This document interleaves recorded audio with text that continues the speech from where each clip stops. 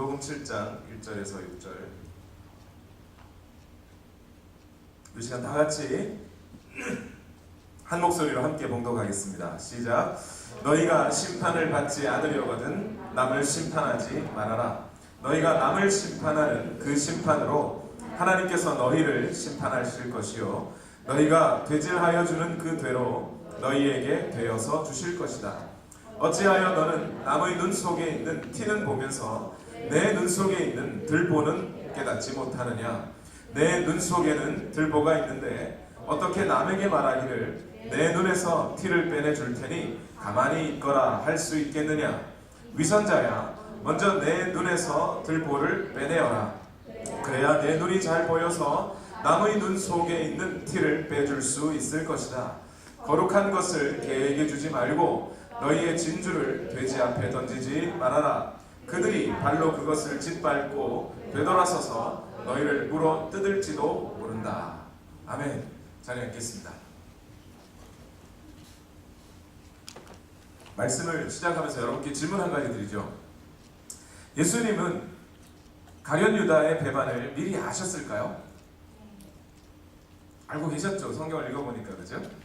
그런데 아셨는데도 가룟 유다를 미리 내치지 않으셨네요. 그죠? 아까워서 그러셨는지. 예수님의 성격이 어떤 것 같으세요? 그걸 보니까 제자의 잘못을 뻔히 알면서도 제자가 잘못하는 것을 차마 내치지 못하는 예수님의 성격은 좀 소심하지 않나요? 그죠? 예수님이 남자인데 소심해. 혈액형이 뭐죠? A형.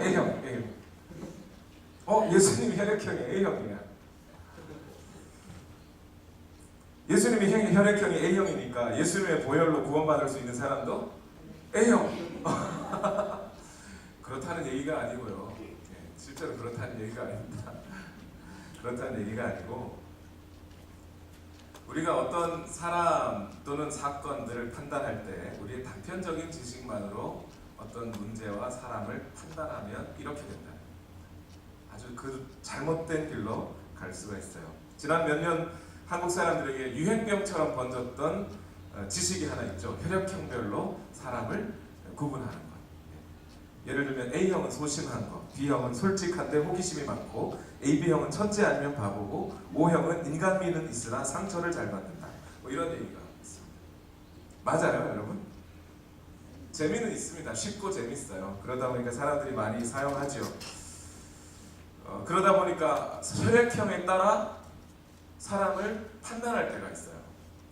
예를 들면 회사에 사람이 취직할 때 혈액형을 꼭 물어봐요. 근데 혈액형을 왜 물어보는지 모르겠어요. 혈액형하고 회사에서 일하는 거하고 무슨 관계인지 모르겠는데 혈액형을 물어보고 최근에는 A형은 잘 안 뽑는답니다. 소심해서.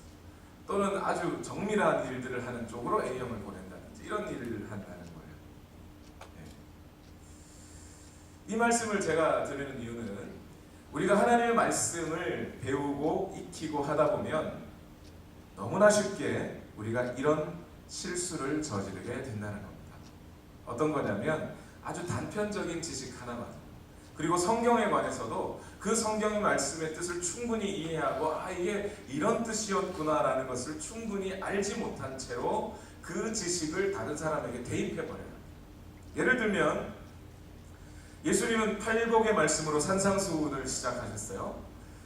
마음이 가난한 자, 애통한 자, 온유한 자, 의에 줄이고 목마른 자, 긍휼히 여기는 자, 마음이 청결한 자, 화평케 하는 자, 의를 인하여 핍박을 받는 자들은 복이 있나니 이들이 천국의 유업을 받을 것이다 라는 이야기를 하셨어요. 그러니까 이 지식을 사람들이 딱 받으니까 어떤 생각을 들어요? 내가 애통하고 있는가? 내가 내 죄로 애통하고 있는가? 내 마음이 심령이 굶주려 있는가? 내가 하나님의 의를 갈구하고 있는가? 하는 생각을 하지 않고 쟤는 화평케 하지 않는 자인데 쟤는 천국 못 가겠는데 이런 판단을 하게 된다는 거예요. 너무나 쉽게. 자, 마태복음 6장에서 예수님은 구제나 기도나 금식을 할 때 사람에게 보이지 말고 하나님께 보이면서 하라고 말씀을 해주셨어요. 그리고 그런 하나님께 보이는 금식과 구제와 기도를 하나님이 받으신다고 말씀을 하셨습니다. 그런데 이 말씀을 들으면 우리는 어떻게 받아들여야 돼요? 아, 내가 지금 내가 하고 있는 이 구제를 하나님이 보시면 하나님께 하고 있느냐 사람에게 하고 있느냐 하면서 나를 살펴야 되죠. 내가 지금 기도를 하나님께 하고 있는지 사람 들으라고 사람 보면서 하고 있는지를 생각해야 된다는 겁니다. 그런데 사람들은 너무나 이 말씀을 들으면 너무나 쉽게 아주 자연적으로 어떻게 해요? 나에게 적용하지 않고 남에게 적용해버려요. 그리고 그 말씀을 다른 사람들을 판단하는 수단으로 써버립니다.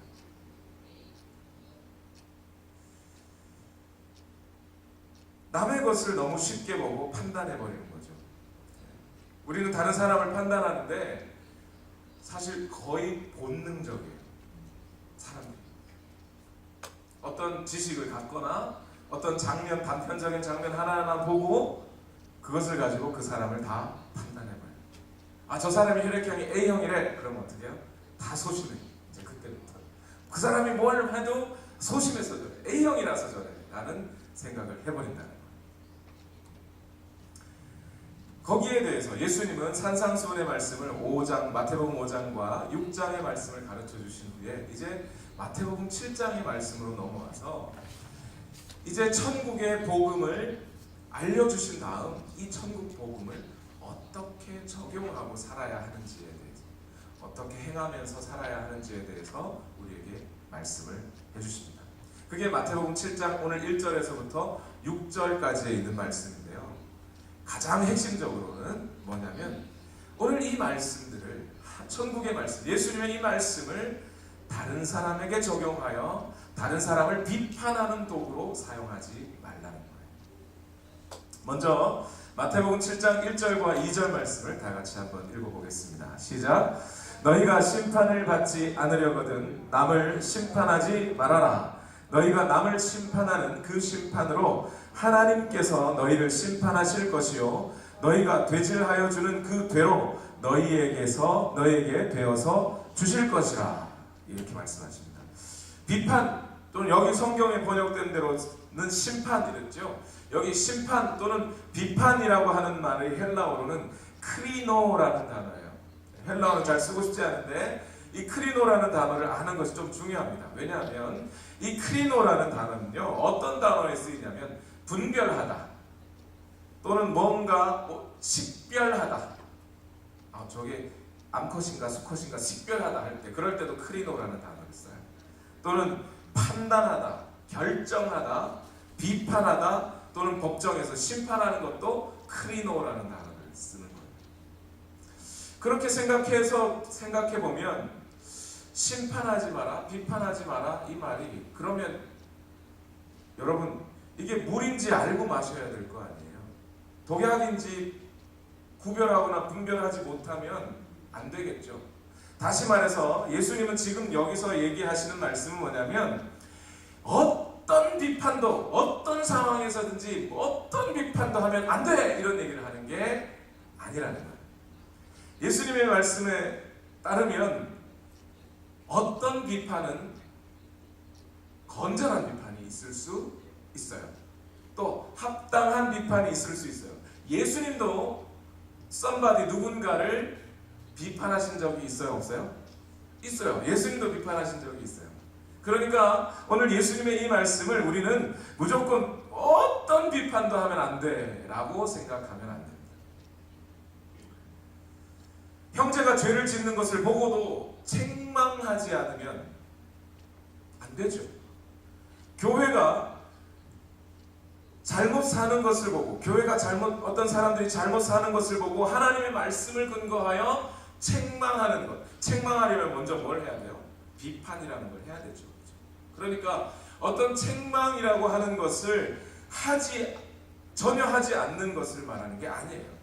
교회가 책망을 하지 않으면 그것은 여러분 어떻게 받아들일지 모르지만 생명력을 잃은 교회라고 봐야 해요.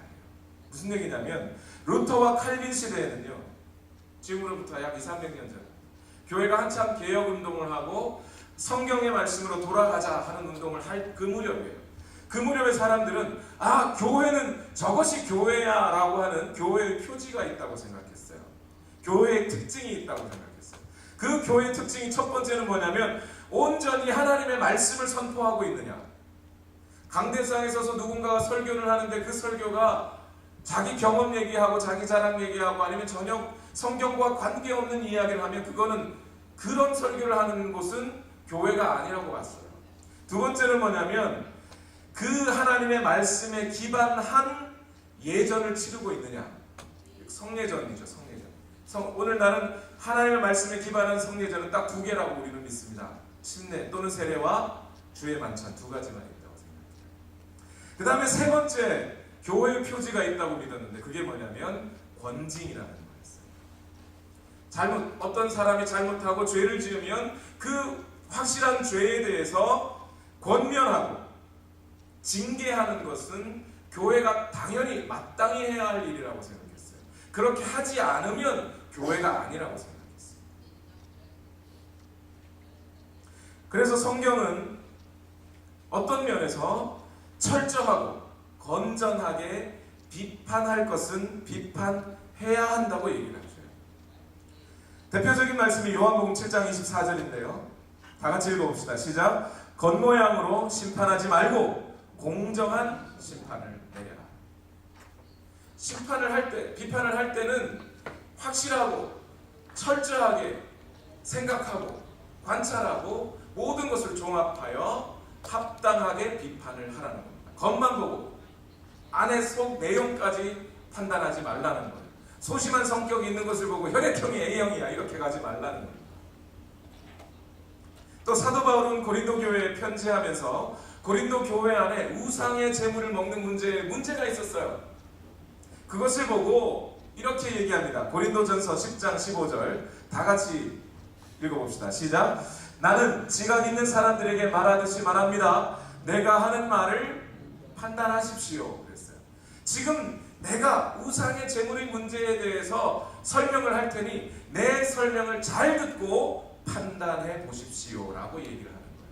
그러니까 성경은 어떤 경우 하나님의 말씀을 근거하여 성도들로 하여금 아주 합당하고 정확하게 판단해서 신앙생활 할 것을 요구하고 있어요. 만약 오늘 제가 여기 서서 하나님의 말씀을 전하지 않고 이단의 이야기를 한다면, 사이비 교주가 하는 말들을 한다면, 여러분 제가 예수님 다시 올 예수입니다 라고 말을 한다면 어떻게 하셔야 돼요? 여러분 그냥 목사님이 하는 말이니까 맞아 하고 가면 돼요? 아니에요. 비판하셔야 돼요. 지금 이 땅에 여전히 사이비 이단들이 너무나 많이 들끓고 있어요. 거기에 대해서 교회는 또 목회자는 성경에 근거하여 그들을 바로 판단해서 알려줄 의무와 책임이 분명히 있어요. 그러니 지금 예수님은 이것을 전혀 하지 말라는 얘기가 아니에요. 대표적으로 성경 안에 이 사역, 이런 건전하고 철저한 비판, 하나님의 말씀에 근거하여 비평하는 것을 잘한 사람이 있어요. 아굴라와 브리스길라와 아굴라 볼 거예요. 브리스길라와 아굴라. 브리스길라가 남자일까요? 여자일까요? 브리스길라가 여자입니다. 아굴라가 남자예요. 그걸 보면 브리스길라가 훨씬 잘했던 것 같아요. 사도행전 18장에 나오는 이야기예요. 브리스길라와 아굴라가 어느 날 목사님 말씀을 들었어요. 부흥사 목사님이신데 그 부흥사 목사님 이름이 아볼로. 성경에 보면 아볼로에 대해서 아주 잘 설명해 주는데 지식이 충만하고 성경에 대한 지식이 해박한 사람이라고 그랬어요. 그래서 아볼로가 부흥사로 다니면서 여러 교회에서 설교를 했습니다. 그런데 브리스길라와 아굴라는 누구에게서부터 복음을 들었어요? 사도 바울에게서 복음을 들었어요. 그리고 사도 바울과 함께 늘 동역하면서 살던 사람이에요. 그런데 어느 날 아볼로 목사님, 아폴로죠. 아볼로 목사님의 설교를 듣다 보니까 저게 복음이 아니에요. 사도 바울이 가르쳐 준 것과 다른 이야기를 하고 있어요. 그래서 브리스길라와 아굴라가 아볼로 목사님을 부릅니다. 그리고 다시 자기가 배운 것, 사도 바울로 통해서부터 사도로부터 배운 복음을 다시 전해줘요. 하나님의 말씀을 풀어서 설명하여 주었다. 이렇게 되어 있습니다. 그때 아볼로 목사님이 그 브리스길라와 아굴라의 말을 듣고, 비판을 듣고, 아볼로 목사님도 대단한 거예요. 그러니까 그렇죠? 그 이야기를 듣고 다시 하나님의 복음 앞에 다시 서서 복음을 전하기 시작합니다. 그러니까 브리스길라와 아굴라 이 집사님 부부와 같은 집사님들이 반드시 교회는 필요해요. 제가 오늘 여기서 잘못 설교하면 안 되는 거예요. 여러분 잘 비평하실 수 있어야 됩니다. 우리 교회 안에 이런 브리스길라와 아굴라 부부, 집사님 부부와 같은 집사님들이 많이 일어나기를 바랍니다. 그런데 오늘 주님께서 얘기해요. 비판하지 마라. 비판하지 마라. Do not judge. 심판하지 마라. 비판하지 마라. 이렇게. 여기서 비판, 예수님이 말씀하시는 비판은 어떤 비판을 얘기하시는 거냐면 형제의 약점이나 허물을 들추어서 그것도 충분히 그 앞뒤 사정을 고려하지 않은 채 나의 추론으로, 나의 추측으로 게싱하여 다른 사람의 잘못을 들추어내는 언어 폭력이나 공격을 얘기합니다. 자기의 잣대로 자기가 안경을 쓰고 거기에 비추어 다른 사람을 판단하고 그 사람을 재어보고 길내 짤내 말하는 것, 그것을 비판이라고 얘기해요. 그런 비판을 하지 말라는 것. 그런데 안타까운 것은요, 사실 그리스도인인 우리조차도 대부분은 앞에서 말씀드린 브리스길라와 아굴라와 같은 하나님의 말씀에 비추어 공정하고 합당한 비판을 하기보다는 대부분 우리는 이런 비판을 하고 있다는 게 문제입니다.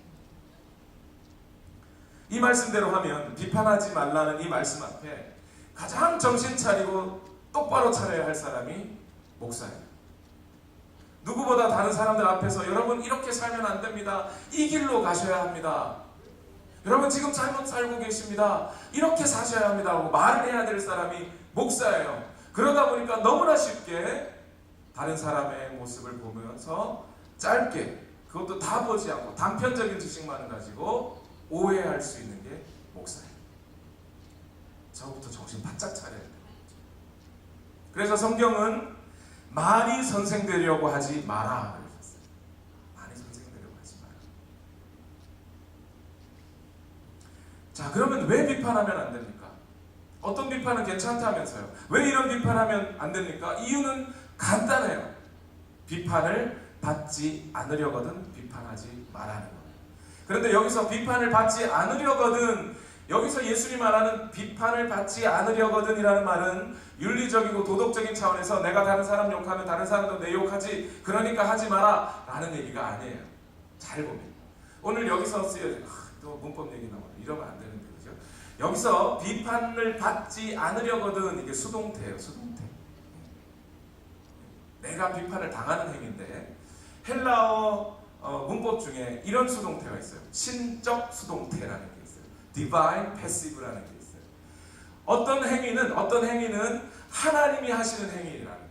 그래서 하나님이 하시는 행위에 의해서 우리가 수동하게 그 행동을 당하는 경우가 있다는 거예요. 예를 들면 예수님이 부활하셨어요. 성경은 예수님이 스스로 알아서 일어났다고 얘기한 적이 없어요.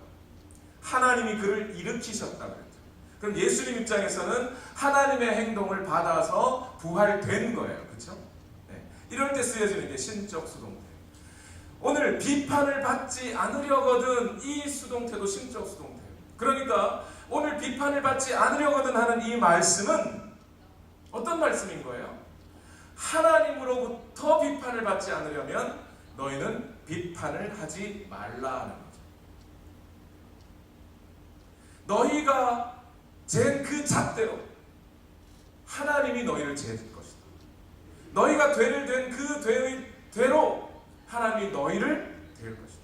너희가 남을 비판하면 비판한 그 기준을 가지고 하나님께서 너희에게 갖다 댈 것이라는 거예요.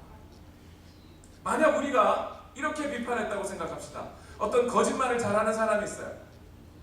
거짓말하면 나쁜 거예요. 그런데 그 거짓말하는 것을 보고 이렇게 비판했다고 칩시다. 저런 거짓말, 짐승도 저렇게는 안 할 거야. 어떻게 사람이 저런 거짓말을 할 수 있어? 라고 비판을 했다고 쳐봅시다. 그러면 하나님이 어떻게 하신다는 거예요? 나중에 하나님 앞에 우리가 섰을 때 야, 너 거짓말하는 건 인간 같지도 않은 거라 그랬지. 근데 너 거짓말 했잖아. 그러면서 너는 이제 동물원 가서 살아. 짐승이 아니라고 그랬어. 이렇게 된다는 거예요. 예를 들어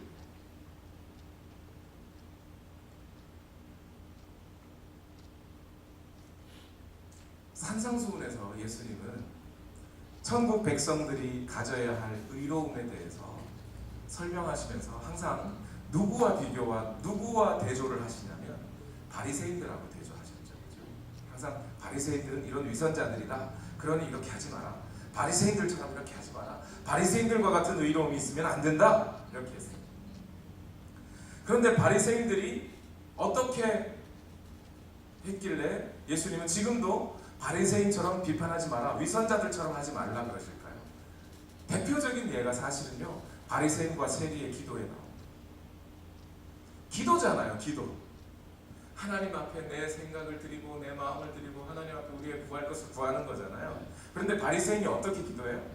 하나님, 나는 저 세리와 같이 돈을 훔치지 않았습니다. 나는 일주일에 2번씩 금식했습니다. 나는 기도를 빠지지 않았습니다. 나는 한나다 구제했습니다. 이렇게 기도하더라는 거예요. 이게 뭐예요? 이게 기도예요? 비판이에요?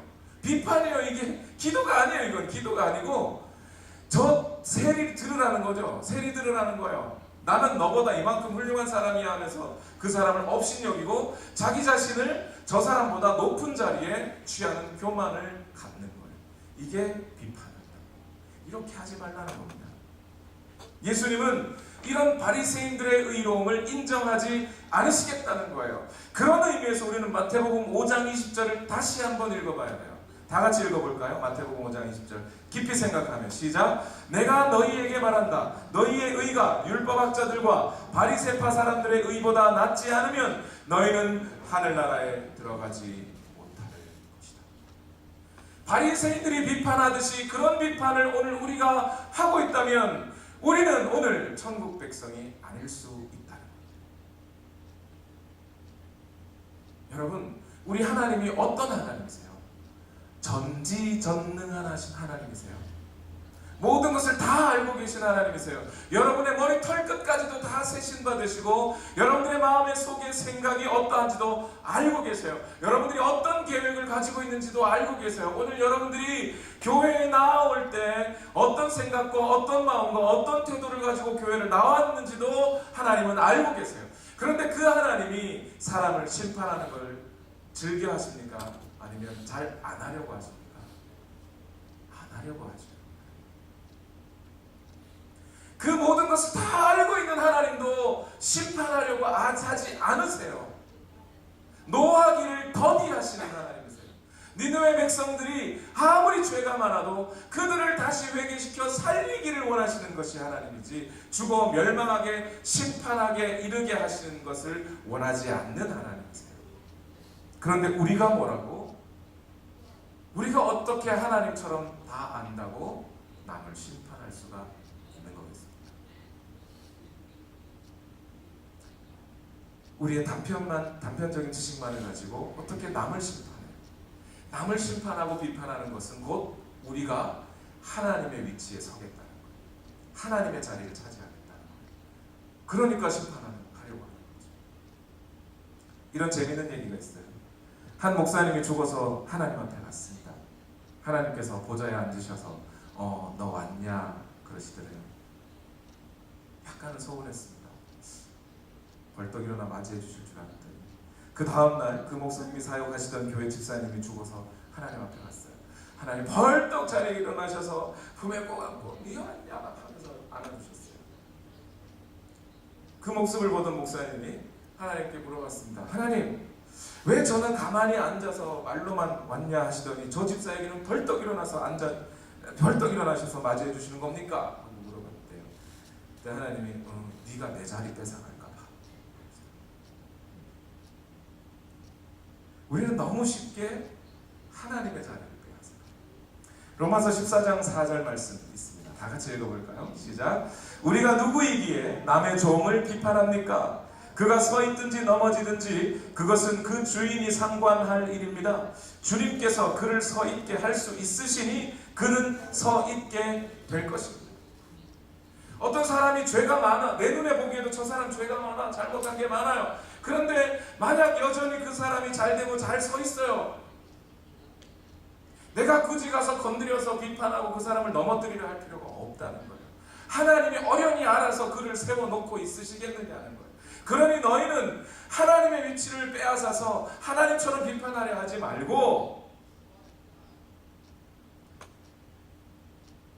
하나님의 자리를 차지하려 하지 말고 비판을 멈추라. 저는 결혼하고 얼마 되지 않아서 우리 처가 부모님과 함께 살게 됐었어요. 제가 모신 게 아니고요, 얹혀 살았죠. 돈이 없어가지고. 그러면서 아주 중요한 인생의 진리를 하나 깨달았습니다. 아무리 내 자녀가 잘못해도 할아버지 할머니 앞에서 내 자녀를 함부로 야단치면 안 된다는 걸 알았어요. 내 자녀니까 내가 야단치면 될 줄 알지만 그렇지 않아요.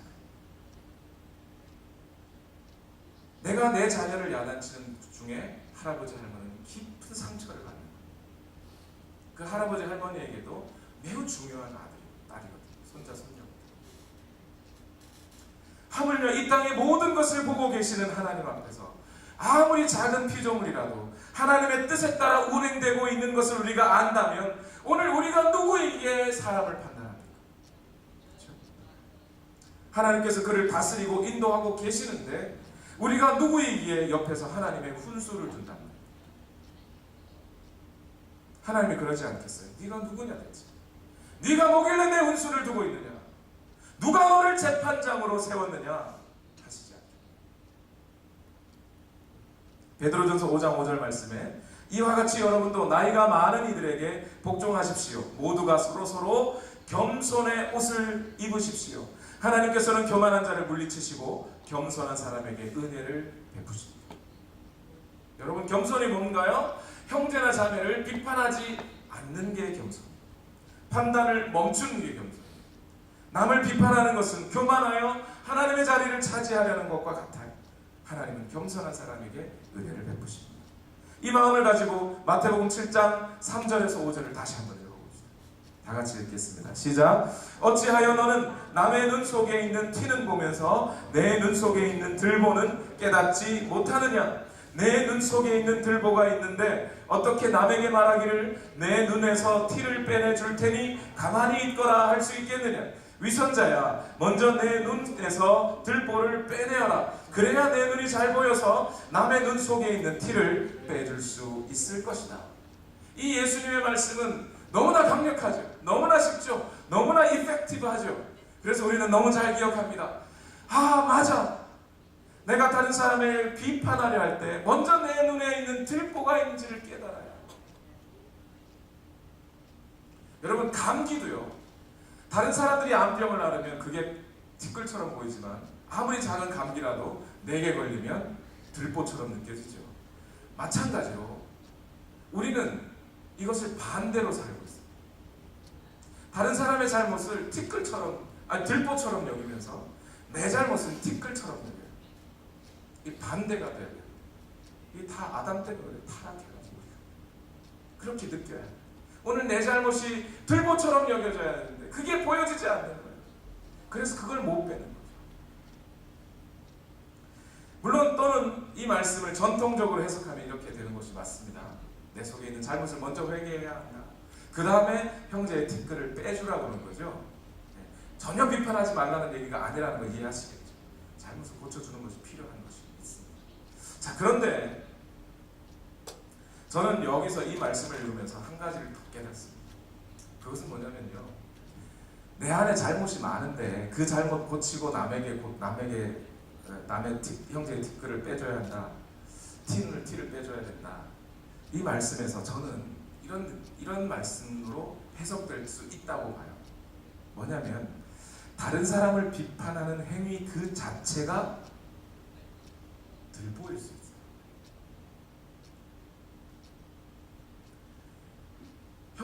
교회가 어떻게 이렇게 사랑이 없어, 이렇게 우리가 만약 비판한다고 치십시다. 그러면요, 교회가 사랑이 없는 것은 그 교회의 잘못이에요. 예, 맞아요. 그런데 그 사랑이 없다고 비판하는 행위, 나의 비판하는 이 행위, 욕하는 행위가 들보가 되어서 하나님의 말씀을 듣는 자리로 사람들이 모여서 하나님의 말씀으로 회개하는 것을 내가 해방하는 것이었어요. 그 교회는 말이야 사랑이 없어. 예, 물론 벌써 내가 하나님의 자리에 서 있는 거예요. 그죠? 그런데 그렇게 말하는 순간 내가 말하는 이 말을 듣고 하나님께서 그 구원하고자 하는 그 영혼들이 만약 내 이 말을 듣고 어머 저 교회 가면 안 되겠네, 사랑이 없다네 라고 해서 안 가게 된다면, 말씀을 듣는 자리로 나아가지 안 가게 된다면 나는 들보보다 무거운 죄를 짓고 있는 거라. 그걸 우리는 몰라요.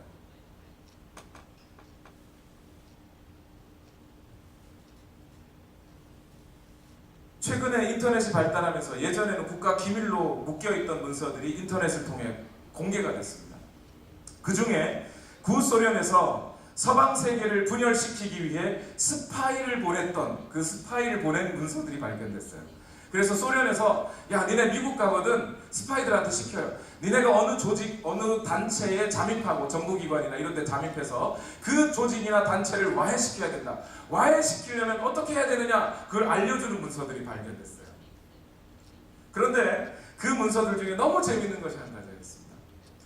어느 한 조직, 그것이 교회도 괜찮고요, 정부기관도 괜찮고요, 무슨 단체도 괜찮습니다, 회사도 괜찮아요. 그 조직을 무너뜨리는 가장 좁고 효과적이고 자기가 스파이라는 것을 들키지 않는 아주 좋은 방법이 한 가지가 있어요. 그건 뭐냐면 아주 사소한 것 하나를 트집 잡는 거예요. 회의를 하려고 모였어요. 그러면 아니 오늘 회의하려고 했는데 종이 색깔이 이거 왜 이래 하얘요? 하고 트집을 잡는 거예요. 오늘 서류 내용을 보면서 아니 왜 글씨체는 여기서 왜 이런 걸 썼어요? 다른 걸 써야지. 아주 사소한 문제를 가지고 트집 잡는 거예요. 그러면 그 트집을 들은, 비평을 들은 다른 사람들은 기분이 상하죠. 그럼 회의 오기 싫어져요. 점차 갈등이 생겨요. 그리고 그 비판이 하나 들어가서 아니 그러게 오늘 왜 흰색이지? 평소에 노란색이었는데 여기 문제가 있는 거 아니야? 하는 순간 조직은 와해되고 분열된다. 우리가 하는 비판이 나는 잘하는 것처럼 하는 것 같으나 교회를 그렇게 와해시킬 수 있다. 그런데 여러분, 저는 이 비판이 더 심각한 문제가 될 수 있다고 생각합니다. 누구에게? 비판하는 자신. 비판하는 자신은 여러분, 우리가 살인이나 간음이나 이런 죄를 저질렀어요. 그러면 이게 죄인 줄 알아요. 그죠? 그리고 이거 하면 안 돼. 내가 얼른 떠나야지 하면서 팔보동을 치면서 안 하려고 할 거예요. 그렇죠? 여러분 그렇게 생각하고 살고 계시죠? 사람을 미워하는 것부터 살인이라 하셨으니 미워하지 않으려고 막 발버둥을 치실 거예요. 그런데 비판하는 사람은요, 비판을 잘하는 사람은 자기가 비판하고 있다는 걸 몰라요. 그리고 비판을 하면서 자기는 똑똑해서 잘하고 있는 거라고 생각해요. 비판을 잘하는 사람들이 늘 하는 말이 있어요. 뭐예요? 다 너를 위해서 하는 얘기야. 너를 위해서 나는 위험을 무릅쓰고라도 이 얘기를 하는 거야. 알고 들어보면 정말 사소하고 별것 아닌 문제로 비판을 하고 있으면서도 자기는 잘하는 거라고.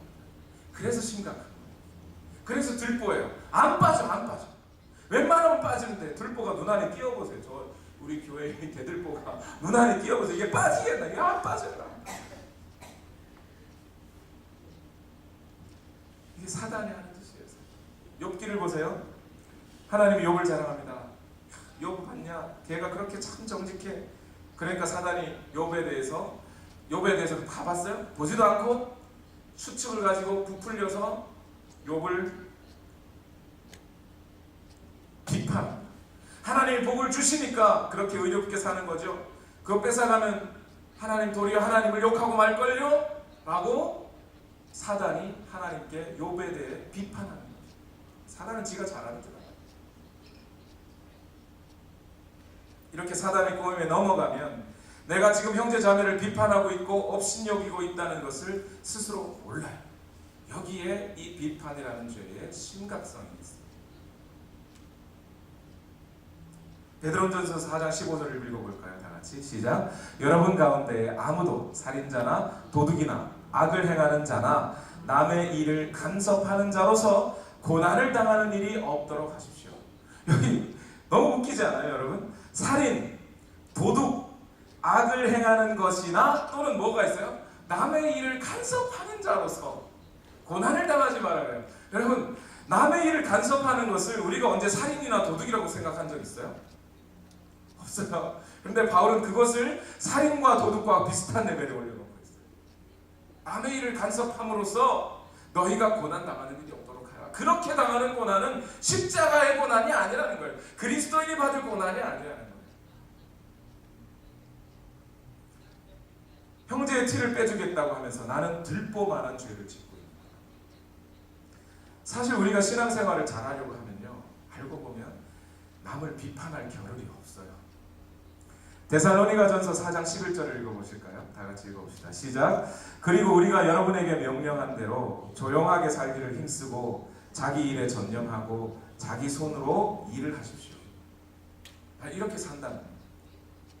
조용하게 살기를 힘쓰고 자기 일에 전념하고 주어진 일들에 전념하고 그거 막 하다 보면 남들이 뭘 하는지 신경이 안 써요. 남들이 뭘 잘못해도 그랬어? 아유 내가 못 봤네? 이렇게 되는 거예요. 우리 교회에서 다 사는 일에 열심히 하고 하다 보면요, 남의 교회가 뭐 하는지 사실 잘 몰라요. 남의 교회 욕할 시간이 없어요.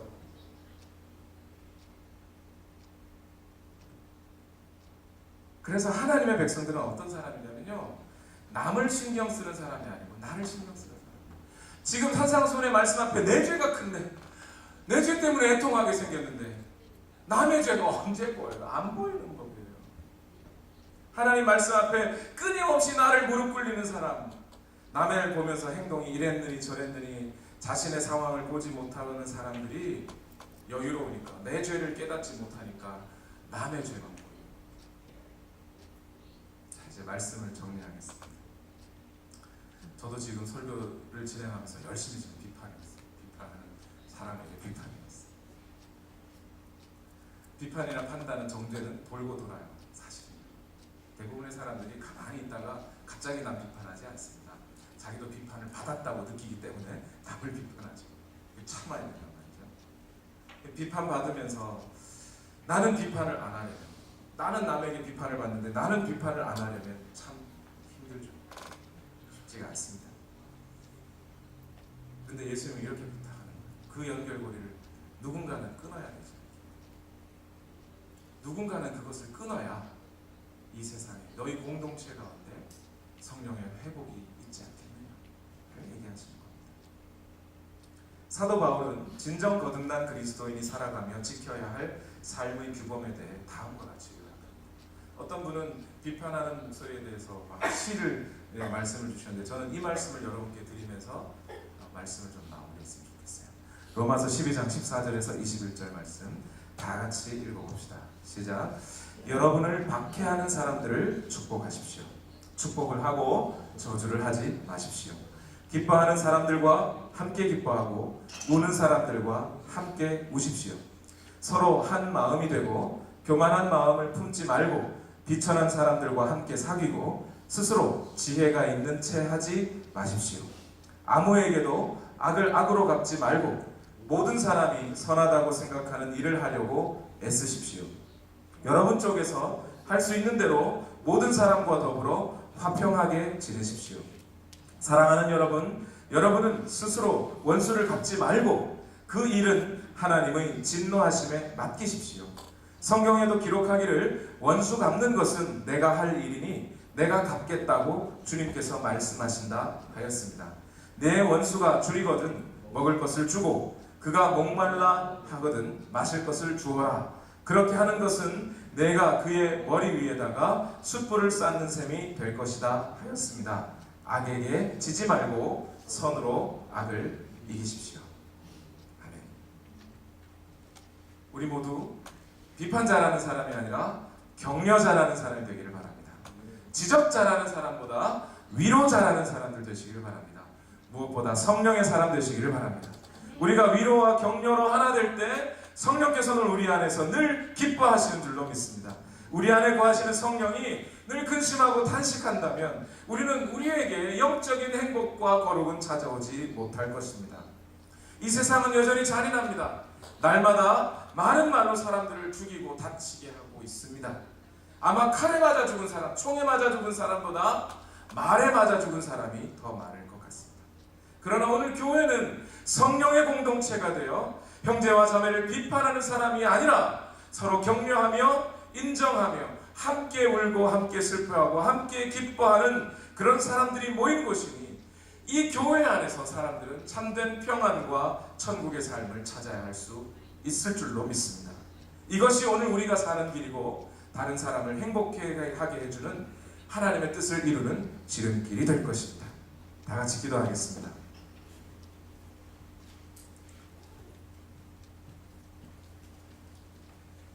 오늘 이 시간 우리 하나님 앞에 우리 기도합시다. 내가 비판하지 않으려고 애쓴다고 해서 사실 잘 되지 않습니다. 어느 순간 나는 벌써 남을 비판하고 있고 어느 순간 벌써 나는 다른 사람을 판단하고 있기 때문에 만약 우리가 비판을 하지 않으려거든 오늘 우리는 기도해야 합니다. 하나님께 간구해서 주여 내 눈에서 들보를 먼저 빼게 하여 주옵소서. 아니 이 들보와 같은 비판하는 죄를 짓지 않게 하옵소서. 이것이 하나님의 마음을 근심되게 하고 하나님을 기뻐하지 않게 하는 것이라면 하지 않기를 원합니다. 그런데 내 힘으로 되지 않으니 주께서 함께하여 주셔서 주의 성령을 우리 안에 보내시고 그 성령의 감동대로 감화대로 순종하며 살아가게 하옵소서. 이렇게 우리 기도합시다. 그렇게 된다면 우리 입에는 어느새 비판과 비평과 심판보다는 찬양과 기쁨과 위로와 격려가 넘쳐나게 될 줄로 믿습니다. 우리 다 같이 한 목소리로 함께 기도하겠습니다. 살아계신 아버지 하나님, 나의 구주 삼고 성령과 피로 쏟아내니 이 세상에서 내 영혼이 우리 마음을 누리도다. 우리의 생각을 거룩하게 하여 주시옵소서. 온전히 우리는 하나님 앞에 나 자신을 세우고 하나님 앞에 나 자신을 비평하기에 앞서 비판하기에 앞서 나 자신의 들보를 먼저 그 이름 없이 주시옵소서. 구주를 찬송하리로다. 주의 역사에 주 안에 내 말씀을 주시옵소서. 누림으로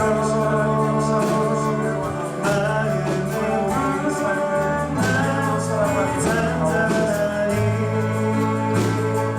세상과 나는 한 곳 없고 구속한 주만 세상과 보이도다. 나는 간 곳 없고 세상과 나는 한 곳 없고 구속한 주만 보이도다. 구속한 주만 세상과 보이도다. 나는 간 곳 없고 세상과 나는 한 곳 없고 구속한 주만 보이도다. 이것이 나의 안식이요 이것이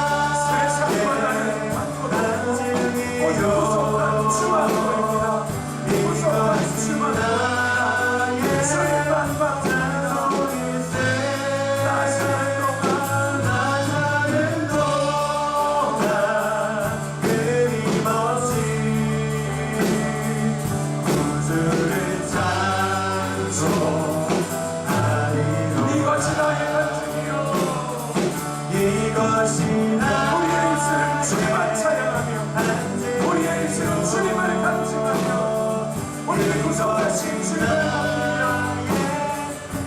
위로와 평강에 바뀌지 않는 삶을 하시오. 나는 너가 끊임없이 우주를 찬송하리. 나 사는 동안 나 사는 너가 끊임없이 우주를 찬송하리로다.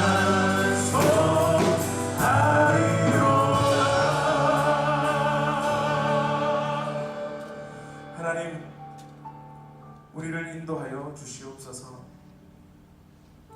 능히 우리의 혀가 우리 스스로 제어할 수 없음을 주여 인정합니다.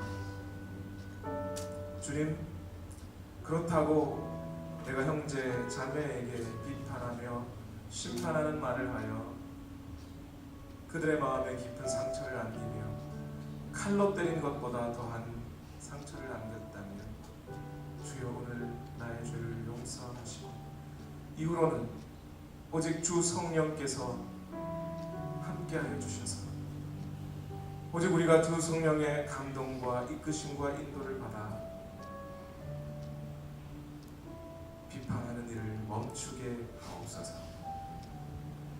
하나님의 말씀이 오늘 우리 안에 있다면 먼저 나에게 적용하게 하시고 내가 주님 앞에 바로 서게 하시고 나의 들보를 빼내게 하옵소서. 그런 후에야 형제의 잘못을 바로 고쳐줄 수 있음을 압니다. 주여 함께하여 주시고 이 부족하고 주의 많은 목사부터 이 말씀을 따르게 하시고 주 성령으로 충만하게 하여 주시고 우리 모든 온누리 교회의 모든 성도들이 주의 성령으로 충만하여 주의 뜻을 이루어가게 하옵소서.